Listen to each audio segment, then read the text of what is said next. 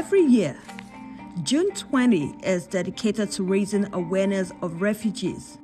World Refugee Day was first celebrated in 2001 to mark the 50th anniversary of the United Nations 1951 Refugee Convention, which defined who a refugee is and set out the rights of people granted asylum and responsibilities of nations that grant it.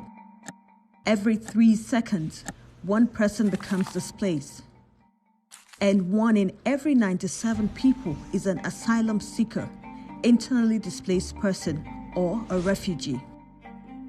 How are these terms different? Here is a quick rundown. A refugee is someone who flees their country because of persecution based on race, religion, nationality, political opinion, or membership in a particular social group, according to the 1951 Convention. UNHCR, the UN Refugee Agency, said that by the end of 2019, 79.5 million people were forced to flee to outside countries. Asylum seekers are refugees whose claim to refugee status hasn't been evaluated and therefore do not have any legal recognition. Around 4.2 million people were waiting for a decision on their asylum claims at the end of 2019. An IDP has fled their home but has not crossed an international border to find sanctuary.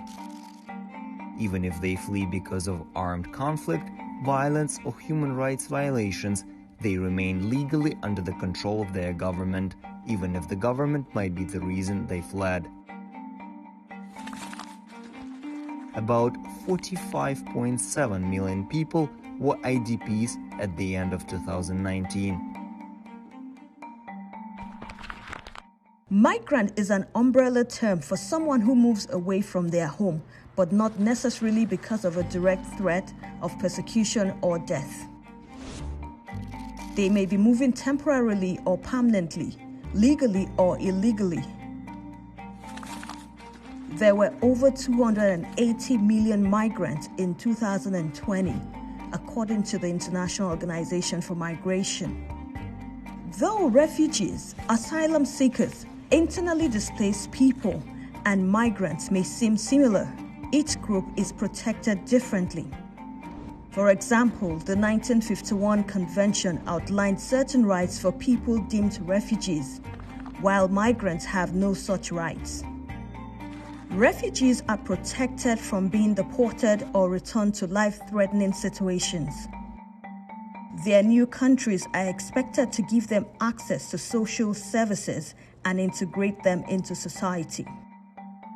Migrants, on the other hand, are subject to a country's immigration laws and procedures. They can be turned away or deported.